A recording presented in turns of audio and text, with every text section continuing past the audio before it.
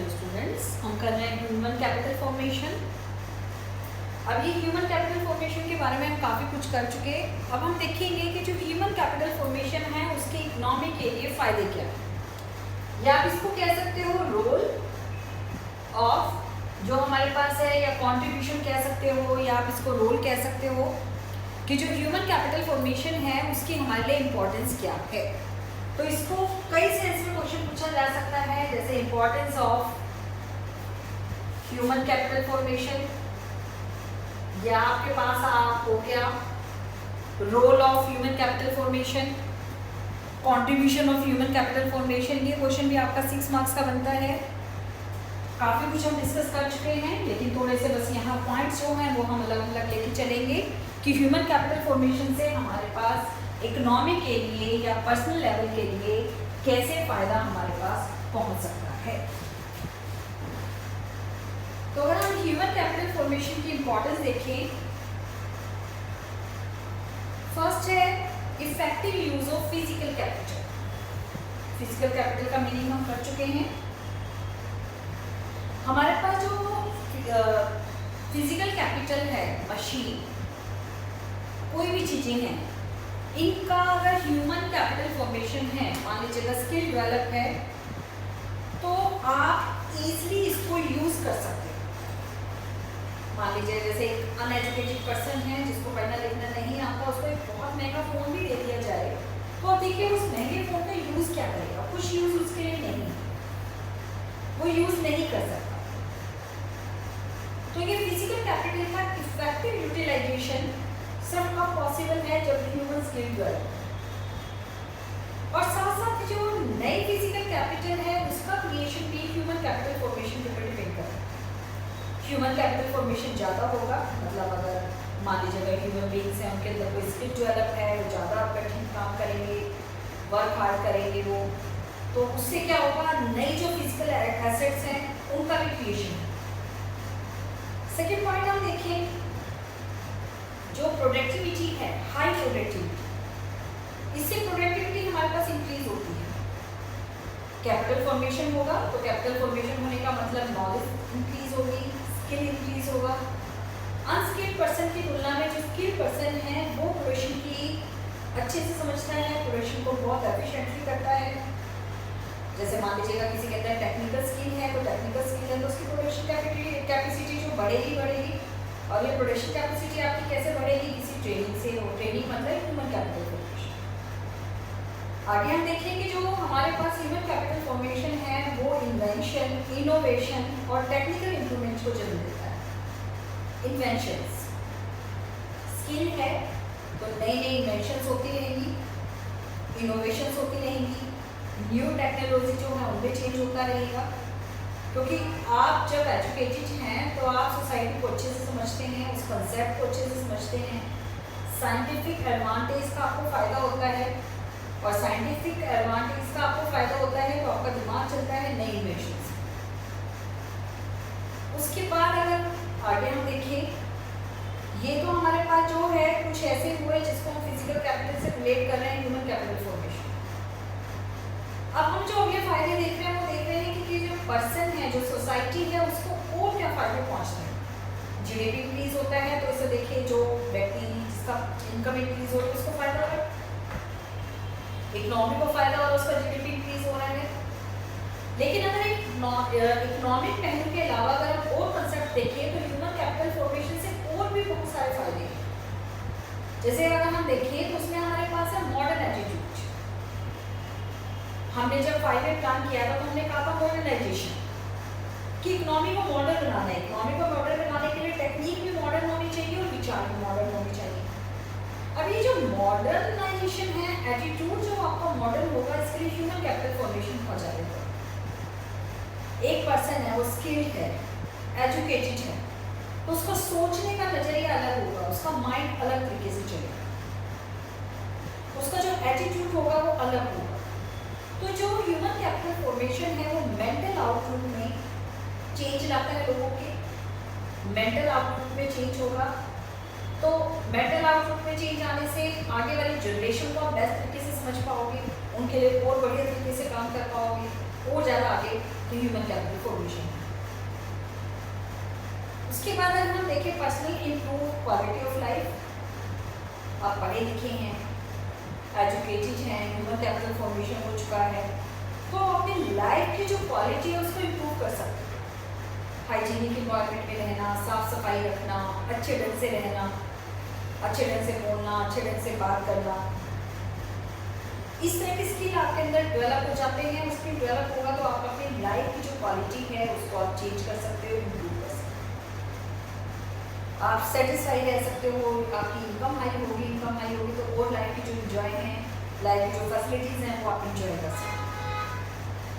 General question है ये आपका, importance of human capital formation. बस पॉइंट्स आप देखो, पॉइंट देने के बाद एक्सप्लेनेशन दो, आप अपने तरीके से कैसे भी सोच के कैसे भी मूव कर सकते हो। बस ये है कि वो बिल्कुल आउट ऑफ लिंक नहीं जानी चाहिए वो एक्सप्लेनेशन, थोड़ा उस पॉइंट के साथ लिंक करते हुए। जरूरी नहीं है कि बुक्स में जो एक्सप्लेनेशन है वो सारे एक्सप्लेनेशन आप पढ़ें, लेकिन स्टोरी भी नहीं होनी चाहिए। मैंने आपको इंडियन इकोनॉमी के पहले कहा था कि इंडियन इकोनॉमी जब आप लिख रहे हो तो उसमें स्टोरीज नहीं लिखी, और ये भी जरूरी नहीं है कि जो बुक में है वही एक्सप्लेनेशन आपकी, लेकिन जो आप लिख रहे हो इस तरह से लिंक करना है कि वो पॉइंट के साथ लिंक लगे। ऐसा ना लगे कि पॉइंट को छोड़ दे रहे हो, एक्सप्लेनेशन में आप पता नहीं कहाँ चले गए, वो नहीं हमें देना है। हमें यहाँ प्रॉपर लेके चलना है।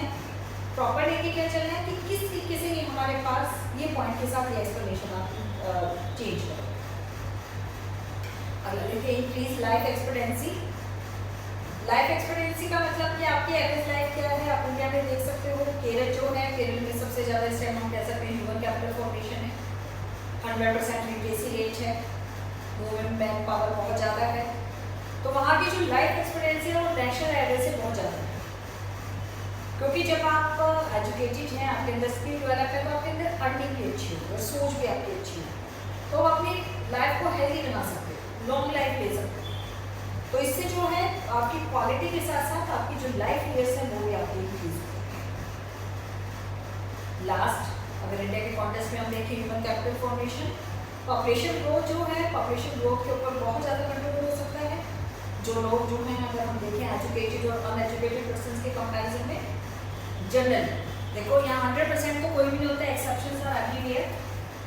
कुछ लोग ऐसे हैं जो इतने पढ़े लिखे होने के बाद उनके विचार ऐसे रहते हैं कि सोच की लिमिटेशन होती है कि इतना पढ़ने लिखने के बाद भी इनके विचार ऐसे तक कैसे हो सकते।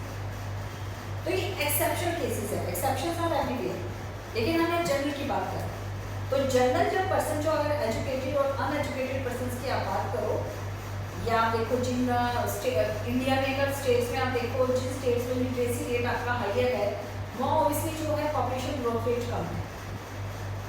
हमने कल भी लास्ट वाली क्लास में पॉवर्टी वाले चैप्टर में भी हमने ये वाले कई कंसेप्ट किए थे। केरला का बार बार मैं एग्जाम्पल देती हूँ, केरला में लिटरेसी रेट अगर 100% है तो वहाँ पे देखिए पॉपुलेशन ग्रोथ रेट सबसे कम है, बिलो पॉवर्टी लाइन जो रहने वाले लोग हैं वो सबसे कम है, तो वहाँ ह्यूमन कैपिटल फॉर्मेशन बहुत ज़्यादा है। तो ह्यूमन कैपिटल फॉर्मेशन जो है वो पॉपुलेशन ग्रोथ को भी रोकने के लिए बहुत हेल्पफुल है। तो ये हमने कुछ पॉइंट डिस्कस किए हैं, लेकिन कुछ सभी आप इसमें अपने जो इनोवेशन है कोई भी डाल सकते हो। बस बार बार कह रही हूँ कि जो पॉइंट आप अपने डालोगे वो पॉइंट डालते वक्त ये ध्यान रखना कि वो इस क्वेश्चन से लिंक हो। इंडियन इकोनॉमी में कभी भी कोई जो टीचर है वो पॉइंट को देखकर क्रॉस नहीं करता है। मान लीजिए आपने कोई भी क्वेश्चन किया है, मैक्रो वगैरह में ये आपके पास नहीं है। मैक्रो में क्या होता है कि वहाँ आप जो दे रहे हो वो एकदम प्रॉपर देना है आपको, जो है उससे इधर उधर नहीं जा सकते। लेकिन इंडियन इकोनॉमी में अगर आप कोई भी क्वेश्चन अटेम्प्ट कर रहे हो, वो क्वेश्चन जनरल क्वेश्चन है, तो कभी भी उस क्वेश्चन के पॉइंट को देखकर कोई भी टीचर पॉइंट पे क्रॉस नहीं करेगा। किसी भी क्वेश्चन का कोई पॉइंट गलत नहीं हो सकता। उसके ऊपर क्रॉस कब किया जाता है, जब आप वो पॉइंट देकर उसकी एक्सप्लेनेशन को उस क्वेश्चन से लिंक नहीं कर पा रहे। तो यहाँ अगर कोई भी नया पॉइंट आप बना रहे हो तो नए पॉइंट को उस क्वेश्चन से लिंक करके आपको करना है, बस ये ध्यान रखना। कोई भी टीचर यहाँ पे मैं भी चेक करती हूँ और भी टीचर्स चेक करते हैं, तो इन्हीं की पॉइंट देखा कट कर दिया कि ये तो इसमें है ही नहीं। अगर आपने उस पॉइंट में कंटेंट ऐसा दे रखा है कि जो उस क्वेश्चन से लिंक कर रहा है, तो कोई भी उस पॉइंट को आपको कट नहीं कर सकता। तो ये हमने किया इंपॉर्टेंस। अब हम देखेंगे कि हमें पता है कि ह्यूमन कैपिटल फॉर्मेशन कैसे कर सकते हैं, ह्यूमन कैपिटल फॉर्मेशन के फायदे क्या है, हमने ये भी देख लिया। लेकिन फिर भी इंडिया में ह्यूमन कैपिटल फॉर्मेशन इतना हायर लेवल पे नहीं हो रहा जो डेवलप कंट्रीज है। डेवलप्ड कंट्रीज में ह्यूमन कैपिटल फॉर्मेशन बहुत हाईयर है। चीन को ही आप देखिए, चीन में ह्यूमन कैपिटल फॉर्मेशन हमसे ज़्यादा है, वहाँ के जो ह्यूमन स्किल्स हैं वो बहुत ज़्यादा डेवलप हो गए हैं।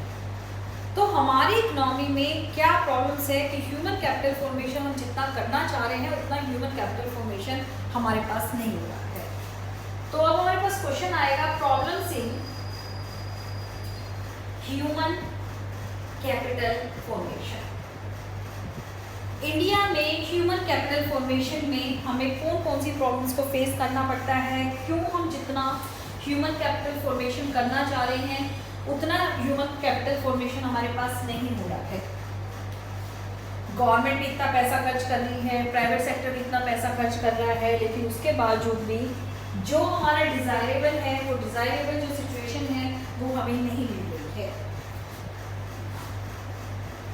तो इसमें अगर हम देखें इंडिया के कॉन्टेक्स्ट में, जो मैंने आपको पॉवर्टी वाले चैप्टर में कहा था कि इंडिया के अगर कोई भी प्रॉब्लम है तो इसका सबसे फर्स्ट रीजन जो आप ले सकते हो वो फर्स्ट रीजन है हमारे पास इंक्रीजिंग पॉपुलेशन। कि हमारे पास ह्यूमन कैपिटल फॉर्मेशन में सबसे बड़ा जो रुकावट है वो है हमारे पास कि जो पॉपुलेशन है वो हमारी बहुत तेजी से इंक्रीज हुई है। अब गवर्नमेंट इतने स्कूल खोल रही है, बार बार ये कहा जाता है कि गवर्नमेंट हायर एजुकेशन के ऊपर भी खर्च करे। डेवलप्ड कंट्रीज में हायर एजुकेशन के ऊपर बहुत ज़्यादा खर्च किया जाता है, लेकिन हमारे यहाँ एक पिरामिड बना हुआ है। पिरामिड में जैसे ट्राइंगल्स होता है, जो ट्राइंगल में जैसे जैसे ऊपर जाते हैं नोक आपकी पतली होती चली जाती है। तो यहाँ हमारे एजुकेशन सेक्टर में एकदम पिरामिड बना हुआ है कि गवर्नमेंट प्राइमरी एजुकेशन में बहुत पैसा खर्च कर रही है। तो प्राइमरी एजुकेशन में इनरोलमेंट जो है, इनरोलमेंट का मतलब जो बच्चे दाखिला लेते हैं टोटल पॉपुलेशन का रेशियो जो है वो बहुत ज़्यादा हो गया है। लेकिन जितना जितना ऊपर हम हायर एजुकेशन के ऊपर चले जाते हैं उतना उतना जो है गवर्नमेंट का एक्सपेंडिचर कम होता रहता है, तो ड्रॉप आउट लोगों की संख्या बढ़ती चली जाती है। जो परसेंटेज प्राइमरी एजुकेशन में 98% पहुँच गया है वो ऊपर जाते जाते हायर एजुकेशन तक वो परसेंटेज 25% में पहुँच जाए। क्यों नहीं हो रहा है?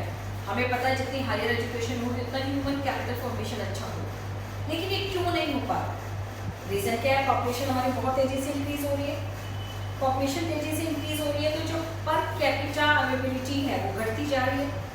अब गवर्नमेंट को प्राइमरी एजुकेशन के लिए ही आए साल इतने नए बच्चों के लिए अरेंजमेंट करना पड़ता है। प्राइमरी एजुकेशन पे आए साल गवर्नमेंट का खर्च बढ़ता जा रहा है, क्योंकि हर एक साल इतने नए बच्चे जो होते हैं उनके लिए स्कूल चाहिए, प्राइमरी स्कूल इतने ज़्यादा चाहिए, प्राइमरी हेल्थ केयर सेंटर्स हैं वो बहुत ज़्यादा चाहिए, आंगनबाड़ी इतने नवजात शिशु हैं उनको इंजेक्शन लगाना है तो प्राइमरी हेल्थ केयर सेंटर्स हैं वो बहुत ज़्यादा चाहिए, वाटर सप्लाई बहुत ज़्यादा चाहिए, सैनिटेशन फैसिलिटीज़ बहुत ज़्यादा चाहिए, ड्रिंकिंग जो वाटर है वो बहुत ज़्यादा चाहिए।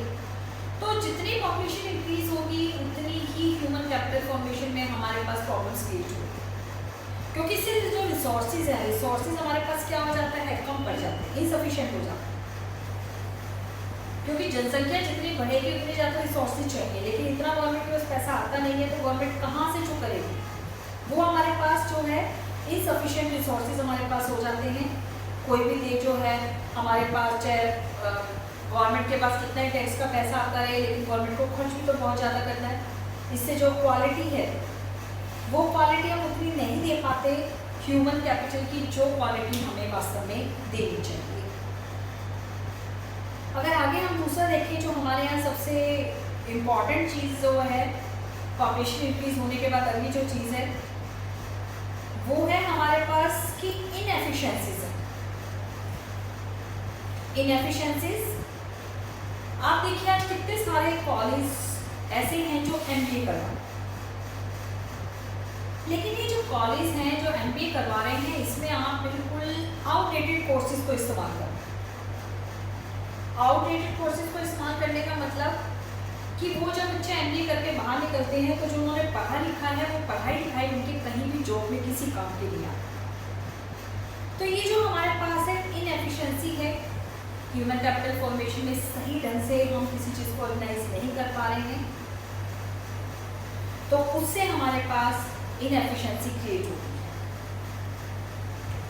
या आप इसको कह सकते हो कि हमारा जो है एजुकेशन स्टैंडर्ड्स हैं वो बहुत लो हैं। हम क्वालिटी इंप्रूव करना चाहते हैं, लेकिन क्वालिटी इंप्रूव करने के लिए प्राइमरी एजुकेशन में आप गवर्नमेंट स्कूल और प्राइवेट स्कूलों में डिफरेंस देखिए। आज हम मशरूम की तरह इतनी सारी यूनिवर्सिटीज, कॉलेज, इतने प्राइमरी स्कूल क्रिएट हो गए हैं, प्राइवेट जिनमें स्टैंडर्ड का कोई ध्यान नहीं रखा जाता। ऐसे छोटे छोटे कमरों में यूनिवर्सिटीज चल रही हैं जिनमें कहाँ से लैब होगी, कहाँ से कुछ होगा। तो इससे जो हमारे ग्रेजुएट, पोस्ट ग्रेजुएट, इंजीनियर्स, ये सारे जो हैं डिग्री तो ले लेते हैं, लेकिन डिग्री लेने के बाद उनके अंदर कोई भी जो है वो ऐसे एक्सपीरियंस क्रिएट नहीं होता जिससे वो ह्यूमन कैपिटल फॉर्मेशन में कन्वर्ट हो जाए।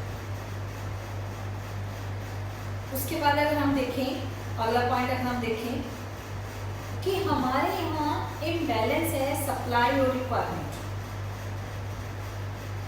सप्लाई और रिक्वायरमेंट में जैसे आज से कुछ साल पहले इंजीनियर का जो प्रोफेशन था वो बहुत ज़्यादा इंपॉर्टेंट माना जाता था कि हाँ इसमें जॉब जल्दी मिल जाए।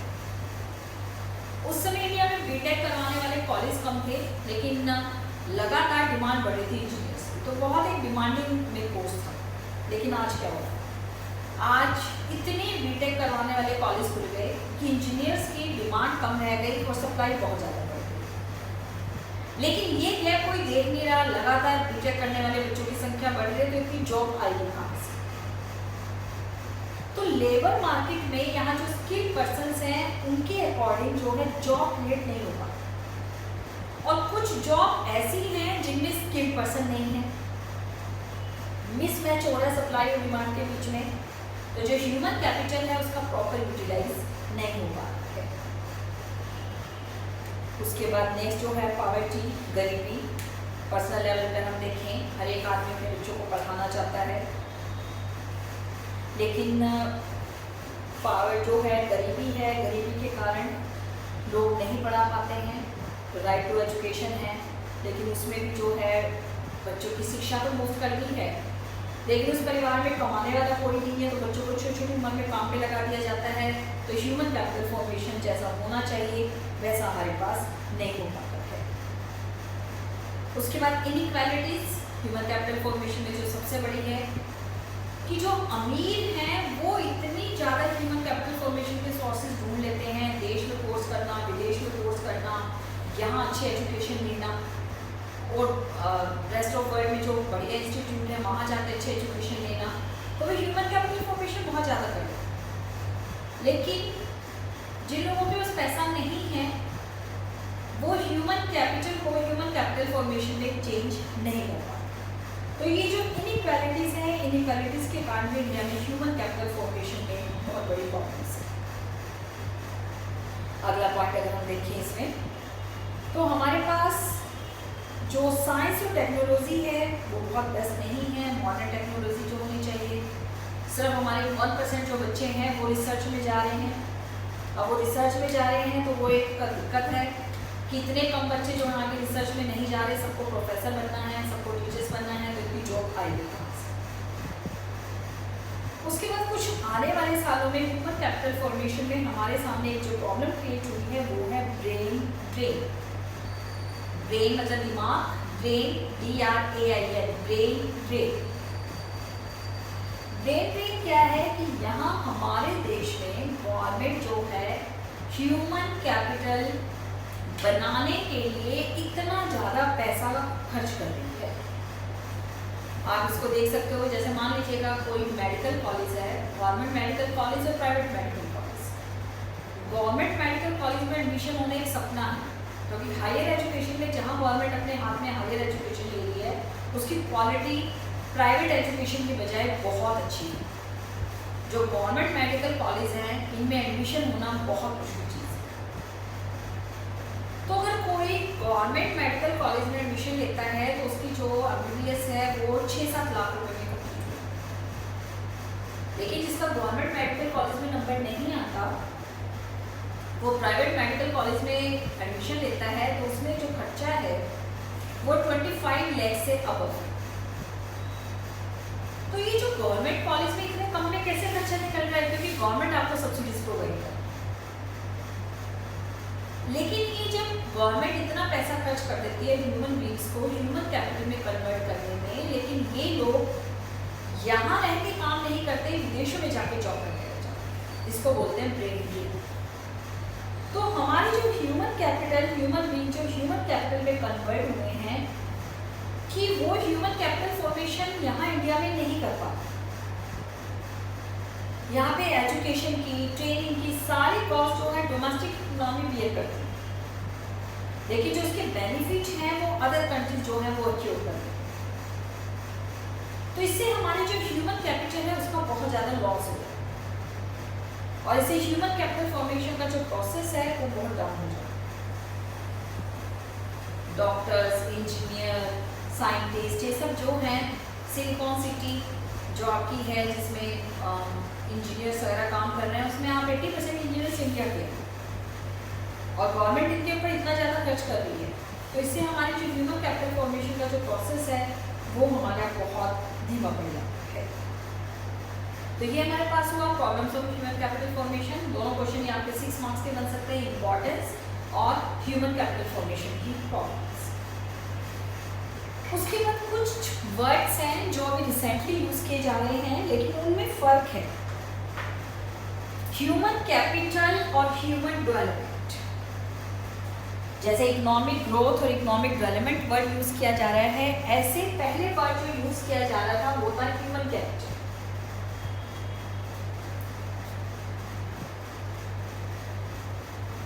लेकिन ह्यूमन कैपिटल के साथ एक जो हम नया वर्ड यूज कर रहे हैं आजकल वो है ह्यूमन डेवलपमेंट।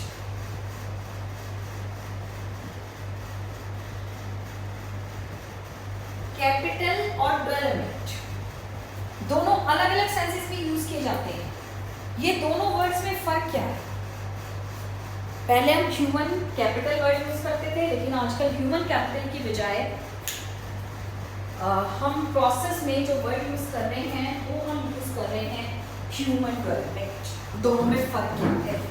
3 मार्क्स का क्वेश्चन बन सकता है, बहुत ज्यादा पॉइंट्स इसके नहीं बनते हैं, लेकिन कुछ जो पॉइंट्स बनेंगे वो आपको इसके डिफरेंशिएशन आराम से समझ आना चाहिए कि ह्यूमन कैपिटल और ह्यूमन डेवलपमेंट में क्या फर्क है। अब ह्यूमन कैपिटल का मतलब तो अभी हमने किया था। ह्यूमन कैपिटल का मतलब कि जो ह्यूमन बीइंग्स हैं उनमें आप स्किल, एक्सपीरियंस, एजुकेशन जो हैं वो क्रिएट कर रहे हैं। लेकिन जब हम ह्यूमन डेवलपमेंट की बात करते हैं, ह्यूमन डेवलपमेंट एजुकेशन और हेल्थ को बेसिक लेकर चलता है कि ह्यूमन डेवलपमेंट का मतलब एजुकेशन और हेल्थ क्रिएट होनी चाहिए इंटरनल फैक्टर्स से। तो ह्यूमन कैपिटल में हम बहुत सारी चीजें लेके चलते हैं, लेकिन जब ह्यूमन डेवलपमेंट की बात कर रहे हैं तो ह्यूमन डेवलपमेंट के मेन जो फीचर्स हैं वो हैं एजुकेशन और हेल्थ। एजुकेशन और हेल्थ अगर डेवलप होगा तो ह्यूमन डेवलपमेंट में आपकी जो है ह्यूमन डेवलपमेंट में जब एजुकेशन और हेल्थ आपके अंदर डेवलप हो जाएंगे तो उस प्रोसेस को हम ह्यूमन डेवलपमेंट करेंगे। मतलब यहाँ हमारे लिए स्किल भी इम्पॉर्टेंट है, लेकिन ह्यूमन डेवलपमेंट में एजुकेशन और हेल्थ दोनों इम्पॉर्टेंट है। मतलब अगर स्किल सीख रहे हो तो ह्यूमन कैपिटल में कन्वर्ट हो गए, लेकिन अगर आप हेल्थी नहीं हैं तो उसको ह्यूमन डेवलपमेंट नहीं माना जाएगा, उसको हम कहेंगे कि इसमें ह्यूमन कैपिटल है। अब दूसरा क्या है human capital? Human capital human beings को सोर्स ऑफ मनी अर्निंग मानते चले। आप किसी ह्यूमन बीइंग्स में ह्यूमन कैपिटल क्रिएट कर रहे हो किस लिए? कि वो आगे जाकर अपनी जीविका को अच्छे से कमा सके, उसकी प्रोडक्टिविटी इंक्रीज हो सके, उसकी प्रोडक्टिविटी इंक्रीज हो जाए, वो आगे अच्छी अर्निंग कर ले। लेकिन जब हम ह्यूमन डेवलपमेंट की बात करते हैं तो ह्यूमन डेवलपमेंट में हम सिर्फ ये नहीं मान के चलते कि इसमें प्रोडक्टिविटी इंक्रीज हुई है, बल्कि ह्यूमन डेवलपमेंट में कि वो पर्सन अपने आप को अच्छा समझे और वो अच्छा हो। ह्यूमन वेलफेयर भी इंक्रीज होना चाहिए। जैसे मान लीजिएगा कोई पर्सन है, एजुकेटेड हो जाता है, 2-3 लाख रुपए की जॉब उसको मिल जाती है, तो हम कहते हैं ह्यूमन कैपिटल फॉर्मेशन है। लेकिन वो पर्सन ऐसा है जो किसी तरीके से भी अपने आप अपनी पर्सनैलिटी इम्प्रूव नहीं करता है, ना किसी से ढंग से बात करता है, बस ऑफिस में अच्छे से काम किया, अच्छी सैलरी मिल गई, लेकिन वो किसी तरीके से भी ना सोसाइटी के लिए कोई अच्छे से काम करता है, ना आस पड़ोस से अच्छे से बात कर रहा है, ना फैमिली को अच्छे से ट्रीट कर रहा है, तो ये प्रोसेस ह्यूमन डेवलपमेंट नहीं कहलाएगा, ये प्रोसेस सिर्फ ह्यूमन कैपिटल फॉर्मेशन। तो जो ह्यूमन कैपिटल फॉर्मेशन है वो एक आदमी को अर्निंग मेंबर बनाता है, लेकिन ह्यूमन डेवलपमेंट में उसकी ओवरऑल प्रोग्रेस होनी चाहिए। अर्निंग मेंबर तो बनना ही चाहिए, लेकिन साथ में वो पर्सन एक सॉफ्ट एटीट्यूड होना चाहिए, उसकी ओवरऑल डेवलपमेंट होनी चाहिए, सारे जो फीचर्स हैं उसके अंदर वो सारे फीचर्स जो है वो क्रिएट होनी चाहिए। उसके अंदर लिखने पढ़ने की एबिलिटी भी क्रिएट हो जाए, साथ साथ वो और लोगों के बारे में भी अच्छा सोचे, सोसाइटी के लिए भी अच्छा करे, ये सब है ह्यूमन डेवलपमेंट। तो अगर समअप में कहें, human capital treats human beings as a means to an end, कि अपनी आवश्यकताओं को पूरा करने का एक साधन बनाता है ह्यूमन कैपिटल, कि आपके अपनी नीड है उसको पूरा करने के लिए आप एक जैसे एक मशीन को बनाते हैं, मशीन से प्रोडक्शन हो जाए, आप ह्यूमन बीइंग पे ह्यूमन कैपिटल डेवलप कर लो कि आपकी प्रोडक्टिविटी इंक्रीज हो जाए, आपका लाइफ स्टैंडर्ड इंक्रीज हो जाए, आपकी इनकम इंक्रीज हो जाए। लेकिन अगर मान लीजिएगा ह्यूमन कैपिटल क्रिएट हो गए, आपने किसी पर्सन को एजुकेटेड कर दिया, स्किल डेवलप कर दिया, लेकिन फिर भी वो ह्यूमन वेलफेयर के बारे में नहीं सोच रहा है, वो कोई काम करने के लिए तैयार नहीं है, निठल्ला बैठा हुआ है, तो उसको हम ह्यूमन डेवलपमेंट नहीं कहते। तो एजुकेशन और हेल्थ के ऊपर सारा पैसा खर्च करना ह्यूमन कैपिटल है, लेकिन वो ह्यूमन डेवलपमेंट नहीं हुआ। आपने एजुकेशन और हेल्थ क्रिएट कर दिया, लेकिन वो पर्सन काम करना नहीं चाहता, उसकी प्रोडक्टिविटी इंक्रीज नहीं हुई, तो उसको हम ह्यूमन डेवलपमेंट नहीं मानते। तो ये 2-3 पॉइंट्स बने हैं जिसमें आपको ह्यूमन कैपिटल और ह्यूमन डेवलपमेंट में डिफरेंस करना है। अगर आप बेसिक इसमें देखें, ह्यूमन कैपिटल सब आपको स्किल डेवलप कर लेते हो, लेकिन वो स्किल आपका सोसाइटी के लिए हेल्पफुल है या नहीं है, वो प्रोसेस हमारा ह्यूमन डेवलपमेंट कहलाएगा। तो ह्यूमन कैपिटल फॉर्मेशन हम कर चुके हैं, काफ़ी चीज़ें हमने की। अब ह्यूमन कैपिटल फॉर्मेशन में इंडिया में हम 2 चीज़ों पे फोकस करते हैं, वो है एजुकेशन और हेल्थ। अब ये जो एजुकेशन और हेल्थ के ऊपर जो हम कर रहे हैं, तो ये चीज़ें हम प्राइवेट सेक्टर के ऊपर नहीं छोड़ सकते। ये चीज़ें गवर्नमेंट को अपने हाथ में लेनी ही पड़ती है। तो ये 2 चीज़ें जो ह्यूमन कैपिटल फॉर्मेशन के लिए जो सबसे ज़्यादा इम्पॉर्टेंट है, वो है एजुकेशन और हेल्थ। तो एजुकेशन और हेल्थ में गवर्नमेंट को आगे आना पड़ता है। तो गवर्नमेंट की इंटरवेंशन की, गवर्नमेंट की इंटरफेयर की जरूरत क्यों होती है, ये हमें करना है। क्वेश्चन आ सकता है, why government sector should interfere in education and health sector, या why government sector interfere in human capital formation। Government क्यों इंटरफेयर करे इन दोनों सेक्टर्स में। अगर हम सबसे पहला रीजन देखें, एक है आपके पास गुड्स का प्रोडक्शन और एक है ह्यूमन कैपिटल फॉर्मेशन। दोनों में हम काफ़ी डिफरेंस कर चुके हैं, लेकिन दोनों में अगला डिफरेंस जो है, जो सबसे बेसिक डिफरेंस है, वो क्या है कि अगर चीज़ें एक बार बेकार हो जाती हैं तो ना हम दोबारा सुधार सकते हैं, लेकिन अगर ह्यूमन कैपिटल फॉर्मेशन में अगर एक बार कोई गलती हो जाए तो उस गलती को आप सुधार नहीं सकते। कैसे? मान लीजिएगा 12th के बाद आप किसी कॉलेज में एडमिशन लेते, अब उस कॉलेज में 2 साल पढ़ने के बाद आपको पता चलता है कि ये जो कॉलेज है ये किसी यूनिवर्सिटी से रिलेटेड नहीं है। इस कॉलेज ने यूनिवर्सिटी से रिलेशन के लिए, यूनिवर्सिटी से एफिलिएटेड होने के लिए उसने अप्लाई तो किया हुआ है, लेकिन वो अप्रूवल नहीं हुआ। तो कॉलेज से 2 साल का जो आपने कोर्स किया है उस कोर्स की आपकी कोई मान्यता नहीं। तो आप ये बताइए कि आपका जो पैसा बेकार गया है वो तो गया ही है, लेकिन वो 2 साल आप दोबारा कहाँ से लेके आए?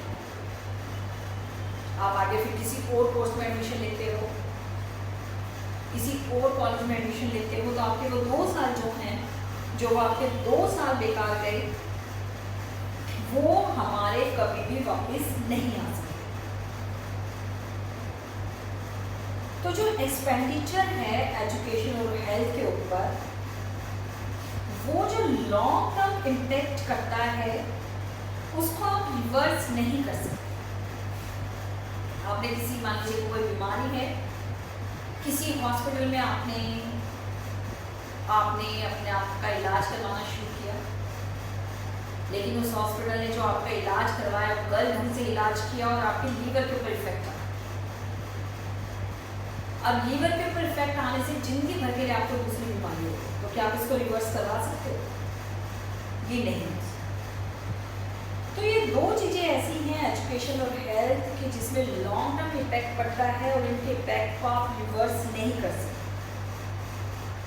ना किसी बंदे को अगर कोई बीमारी हो जाए वो वापस आ सकती है, इसको ठीक कर सकते हो, ना ही आपके जो साल हैं वो आप कर सकते हो। तो इसलिए गवर्नमेंट की तरफ से इंटरफेयर होना बहुत ज़रूरी है कि जितने भी कॉलेज हैं, जो हॉस्पिटल हैं, उसमें गवर्नमेंट से उनसे मान्यता प्राप्त होनी चाहिए। अगर गवर्नमेंट इसमें इंटरफेयर को, अब हमें पता है कि हाँ गवर्नमेंट से अप्रूवल मिला हुआ है तो ये ठीक है, ये हॉस्पिटल ठीक है, ये इंस्टीट्यूट ठीक है, तो इसलिए गवर्नमेंट को इनके ऊपर फोकस रखना पड़ता है कि कोई भी हॉस्पिटल है, कोई भी स्कूल है, कोई भी इंस्टीट्यूट है, उसके लिए गवर्नमेंट से आपको जो है आपको एफिडेविट वहाँ से लेना पड़ेगा। दूसरा, इंडिया के कॉन्टेक्स्ट में अब भी हमारी 21% जो आबादी है वो बिलो पॉवर्टी लाइन है। अब इतनी सारी आबादी जब हमारी बिलो पॉवर्टी लाइन है तो उनके पास रिसोर्सेज नहीं है बेसिक एजुकेशन या बेसिक हेल्थ फैसिलिटीज, महंगे महंगे प्राइवेट स्कूलों में पढ़ा सके या महंगे हॉस्पिटल्स में इलाज करवा सके या जो बच्चे हैं उनको इंजेक्शन लगाए जा सके। तो इसलिए गवर्नमेंट को यहाँ इंटरफेयर करना पड़ता है, गवर्नमेंट को एजुकेशन और हेल्थ के लिए इंस्टीट्यूट डेवलप करने पड़ते हैं। हर एक पर्सन का बेसिक राइट है एजुकेशन का, और ये बेसिक राइट प्राइवेट सेक्टर पूरा नहीं कर सकता है क्योंकि प्राइवेट सेक्टर हायर कॉस्ट पे देगा। सिर्फ गवर्नमेंट सेक्टर है जो फ्री ऑफ कॉस्ट के ऊपर उनके इस राइट को पूरा कर सकता है। तीसरा जो रीज़न है, प्राइवेट सेक्टर जो भी काम करता है वो प्रॉफिट मोटिव काम करता है। जिन चीज़ों में प्रॉफिट होगा तो वो काम करेंगे, लेकिन कुछ एजुकेशन और हेल्थ फैसिलिटीज़ ऐसी हैं जो रिजनेबल कॉस्ट पे प्रोवाइड की जानी चाहिए, तो इसके लिए सिर्फ गवर्नमेंट को ही आगे आना है। तो ये कुछ रीजंस हैं कि इंडिया में इनइक्वालिटीज़ बहुत ज़्यादा हैं, गरीब लोग बहुत हैं। गरीब लोगों के लिए प्राइवेट सेक्टर आगे नहीं आएगा, कोई वो प्रॉफिट मोटिव है। इसलिए जो सेंट्रल गवर्नमेंट या स्टेट गवर्नमेंट है उनको काम करना ही पड़ेगा, उनको एजुकेशन और हेल्थ सेक्टर में आगे आना पड़ेगा। तीसरा रीज़न कि जो इंडिविजुअल कंज्यूमर्स हैं उनको कंप्लीट इंफॉर्मेशन नहीं होती किसी भी सर्विस की क्वालिटी की या उनकी कॉस्ट की। जैसे जो इंस्टीट्यूट हैं उसमें गवर्नमेंट से मान्यता प्राप्त है, उनको क्या स्टाफ मिला हुआ है, एजुकेशन लेवल में क्या स्टाफ मिले हुए हैं, तो किसी भी जो कंज्यूमर है उनको कंप्लीट नॉलेज नहीं होती। और ये कंप्लीट नॉलेज के लिए गवर्नमेंट को आगे आना पड़ता है। किसी भी जैसे गवर्नमेंट है किसी इंस्टीट्यूट को स्टार दे रही है, रेटिंग करवा रही है, तो उसके बेस पे जो कंज्यूमर हैं उनको पता चल जाता है कि इनकी क्या है, इनकी पोजीशन क्या है। तो ऐसी इंफॉर्मेशन सिर्फ गवर्नमेंट ही प्रोवाइड कर सकती है। ऐसी इंफॉर्मेशन जो है कोई भी प्राइवेट सेक्टर जो है ऐसी इंफॉर्मेशन प्रोवाइड नहीं करेगा। तो इसलिए गवर्नमेंट जो है गवर्नमेंट को इंटरफेयर करना ही पड़ता है। तो इसी को आगे हम नेक्स्ट वीडियो में अभी इंक्लूड करेंगे, थोड़ा सा चैप्टर रहता है, नेक्स्ट वीडियो में